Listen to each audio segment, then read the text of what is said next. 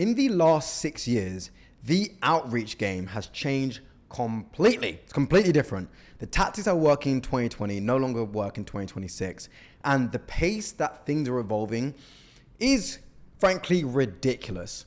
And if you go onto YouTube, there's so many videos around how AI is going to make so many millionaires and how AI is changing the outreach game, the paid ads games, the inbound, the content game. But one thing that I see very, very few people talk about is the impact that AI and outreach is going to have and how many businesses that's going to destroy. Now, before I get into all this, you're probably thinking, who the hell am I and why am I even qualified to talk on all this?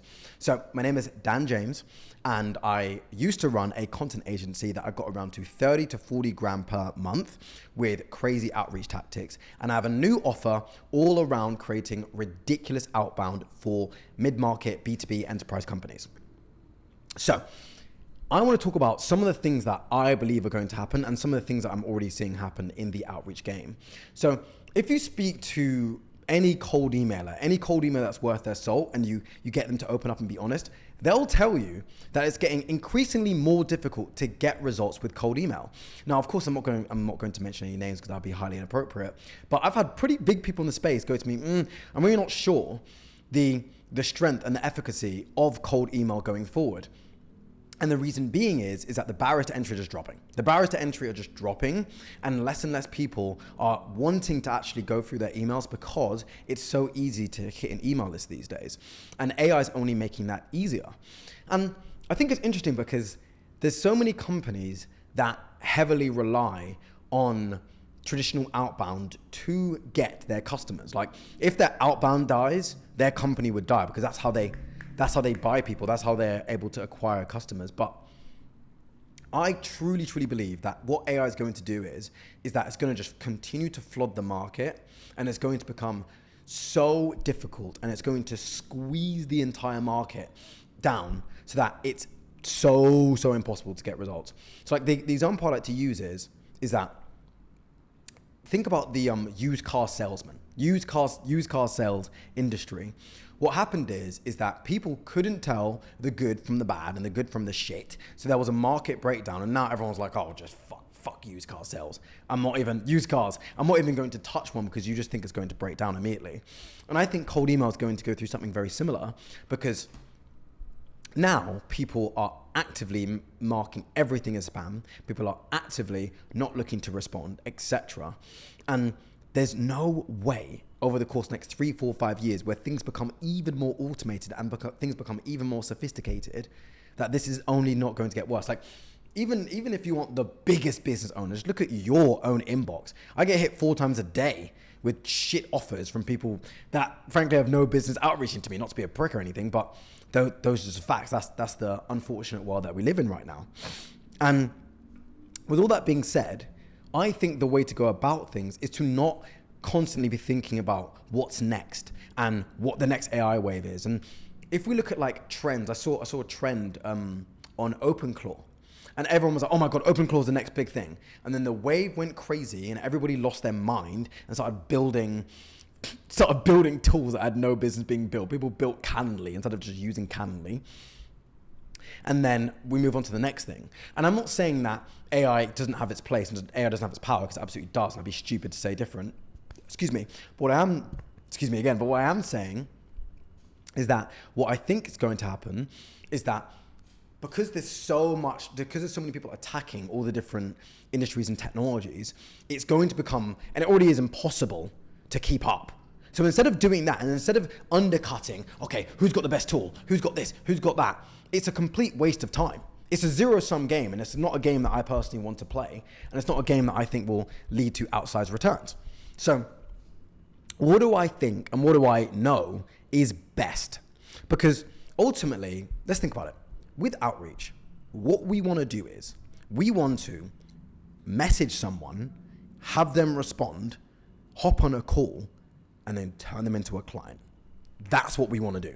Like, just strip down all the bullshit of AI arc and clay and automations and signals. Like, people will invest. Some of these outbound agencies are investing like $20,000 a month in just technology. But ultimately, if we strip down what we're actually looking for, we're just looking to build long-term lasting relationships. That's what we're looking to do here. So instead of just going technology crazy, which requires more time and effort than any human being should be willing to put into, you can just go the opposite route. You can just go the opposite route and you can just build real connections, and you can just build business relationships that will last and have a higher LTV. And this is how I've been able to scale my last agency like crazy. Like I was able to scale to like 30K in like 90 days. And of course, everyone says, oh my God, that's not that much money. Yes, it's not the biggest agency in the world, but it's certainly awesome to be able to just see a client that you want to work with and then hit them with excellent outreach and sign them. So the way that I've gone about this is creative outbound. That's the way that I've gone about it, and that's the way that I personally think that's the future, I should say. That's what I think is going to change the game. Now, the reason why creative outbound is so much better is because it's hitting far more on psychology than it is the volume technology game. I am looking to outreach to one person with one message, with one amazing value proposition, and get them thinking, wow, I really actually want to work with this person. Like, even if let's actually just take a second, like take a moment for a second, okay? If you have person A in your inbox and they have messaged you with a great offer, case study, and a bunch of other stuff, cool. Maybe it will be relevant to you, but it's a cold email, it's low effort, and you probably don't give a shit. Person A. And then there's person B. Person B says, okay, I'm gonna go so unbelievably slow. I'm gonna research this person to death. Then I'm gonna hit them with a crazy offer, and I'm gonna make sure that they consume it and it's the best outreach I've ever seen. Who would you respond to? Obviously, you're going to respond to the second person. Now, I don't want to say very famously, but I flew to Lebanon to sign one client, which is damn near what I'm known for. And you don't have to fly to bloody Lebanon. I shouldn't even say that because they're going through a tough time politically. They have my heart. You don't have to fly to Lebanon to sign someone. All it requires is a little bit of effort and creativity. And what I'm trying to implore people to do and what I'm trying to push people to do is to go the far more creative route, because there's no aspect of life where putting in more effort and doing more for something that you care about leads to less returns. A romantic relationship, you're not going to automate the present you get for your partner. You're not. You can't. You're going to put the time and the effort to show your partner that you appreciate them. So if you have a prospect that you really want to work with, why would you not put in the time and the effort?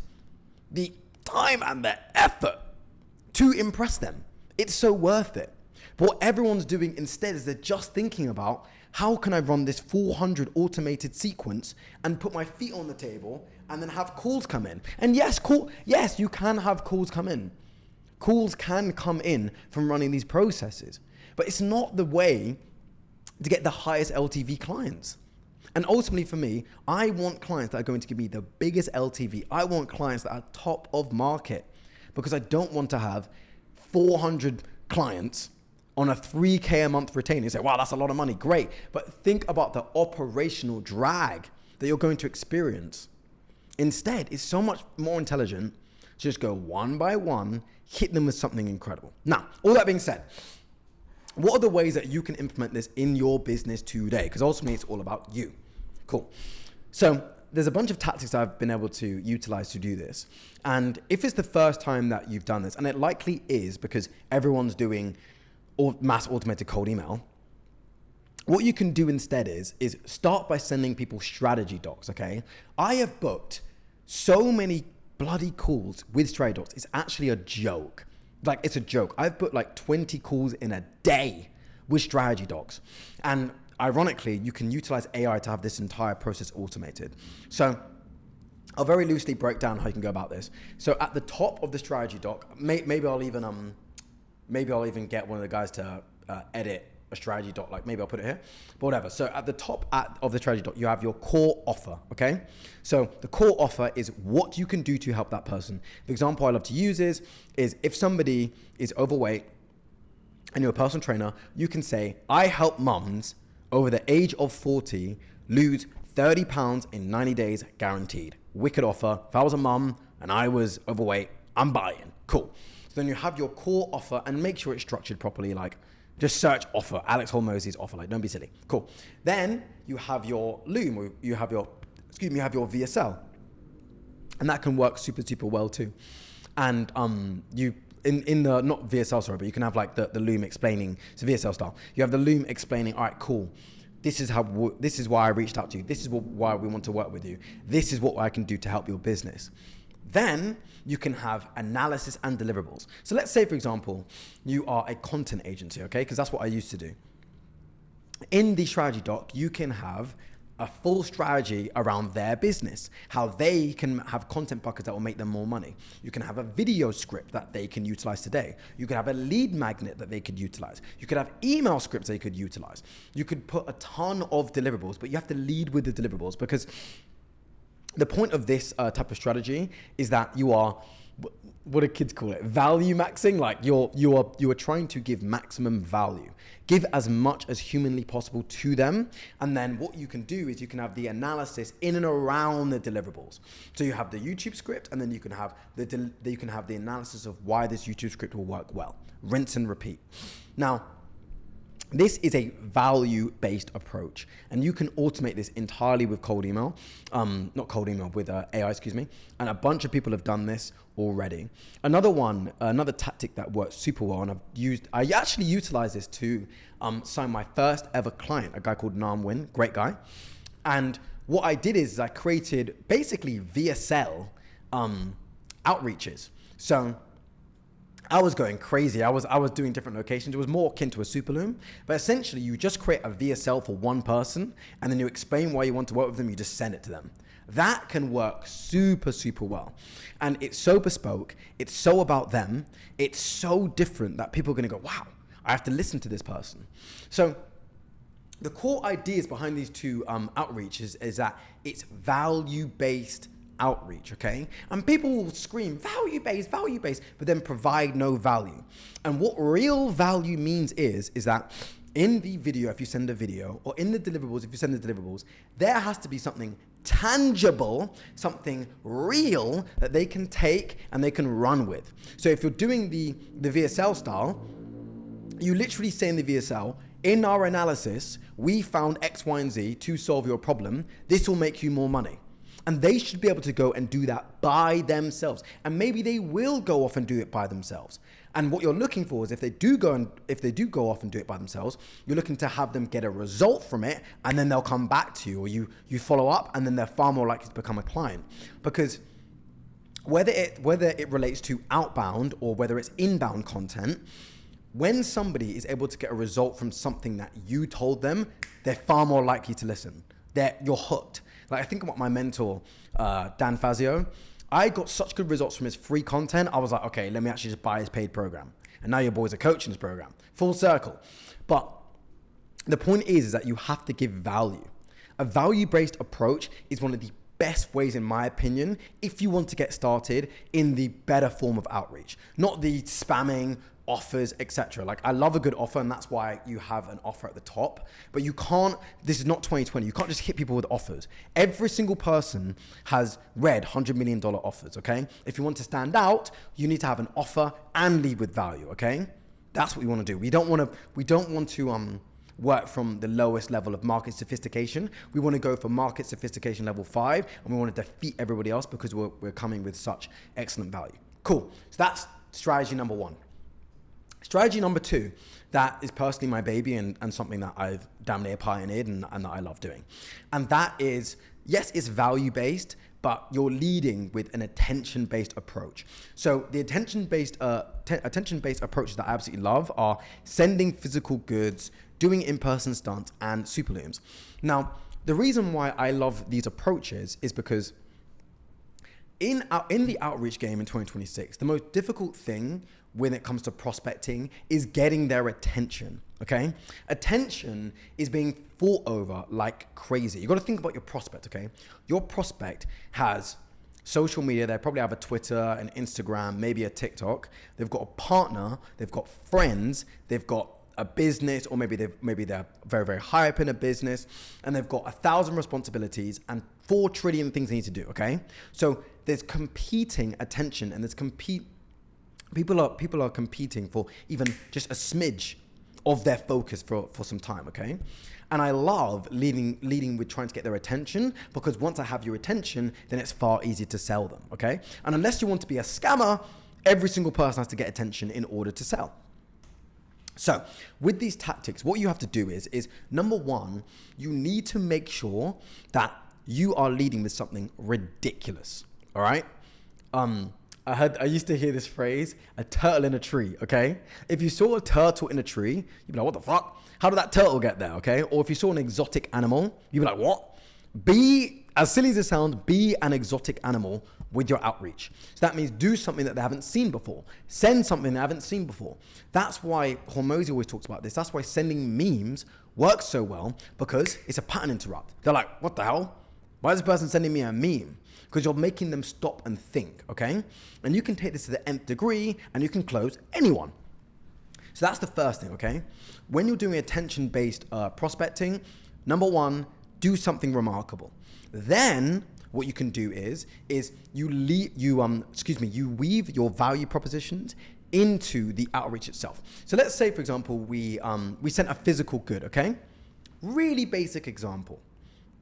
Let's say you sent let's say you sent a bot. Okay, like, in fact, I'll even let me even give an example, okay? Let's say your prospect loves baseball cards, okay? Baseball cards is a big market, all right? So then what you do is you go on the internet, you find a nice baseball card, doesn't have to be too expensive, but a nice one, a nice $100 baseball card, okay? And then you find some other baseball cards that are like cheaper, and you put it into a nice sealed box, okay? And there, what you can do is you can ship the box to their HQ, and you can write a letter, handwritten. You can write a letter handwritten in the box, and it can say, "Hey, Bill, hope you like the baseball cards. We decided to do this for you because we know that you absolutely love baseball, and we would love to work with you as much as you love baseball. We have a full plan of how we can work together. Just respond to this email, or just hit this email up, and we can book this in. Have a great weekend, Bill." Boom. Bill is gonna hit you up. Bill has no choice but to hit you up. And Bill is going to go home, show his wife, show his kids, and show every single person he's ever met in his life. Of course he will, because it's remarkable. And you don't have to scream about your case studies. You don't have to scream about everyone you've worked with when you have their attention, because the rest is easy. The rest is easy. Gain their attention first, then you can sell to them, okay? Case study, what with this person? Don't do that. Get their attention first. It's actually funny. I truly believe that with outbound and outreach, things are imploding toward either value-based outreach, where you literally give them something, or attention-based outreach. And we're at the precipice of this. If you're watching this and you take advantage of it, you have first mover's advantage, because no one else has realized that it's all about attention-based outreach yet. Most people are still doing the offer-based outreach, the mass automated cold email game, the automation game. The game is dead. It's not the game we want to play. So, going back to my original point on the on leading with attention. So once we have their attention, then you can talk about your case studies, etc. And they're going to listen far more, because ultimately, what's the point of sending somebody a case study? What's the point of talking about the people you've worked with? To build trust. That's it. This entire prospecting sales game is one long trust game. My business partner, Aiden, said, he's a funnels guy. He said, sending one superloom does not build, no, in fact, I'll rephrase it. He said, having an automation process with emails and confirmation pages and breakout videos does not even build a fraction of the trust that a superloom builds. And that's why he was able to book a call before they even responded. That's why I've closed people before they've even hopped on a call. That's why one of my clients, Alex Jones, now works with an ex-NFL player and just signed one of the biggest fitness creators on earth. Subtle flex about all the results there. But you get the idea, okay? And the point is that when you have their attention, they're far more likely to listen. So when you're just jamming case studies down their throat, when you're jamming social proof down their throat, they're not even receptive to it. They don't even want to listen to it. So gain their attention. Once the trust is built, then we can play that game of case study, work with this person, done this, all the value propositions, all the problems, okay? And these tactics of outbound, these tactics of outreach are just changing the game right now. And as I said before, we do have first movers advantage, and people will cotton onto this. People will understand this. People are always starting to do it. Like, I had one dude on LinkedIn copy me already. He's gonna hop on as a case study, and he got 10 inbound leads from it. So this is coming, okay? This is coming. So what you need to do is you need to stop sending those 1,000 emails. Not even 1,000 emails, 100,000 emails. You need to start going one by one, slow. People would rather run down and catch one cow. I'd rather walk down and get them all. Be far greedier with it. You'll get far better results and get higher LTGP. Amazing. Now, what I want you to do next is I want you to watch this video because it breaks things down for even more for getting big well clients, because you need to get those big well clients, because once you send the creative outbound, they need to open it and you need to continue to get more. And that's what this breaks down. Anyways, see you for the next one. Bye now.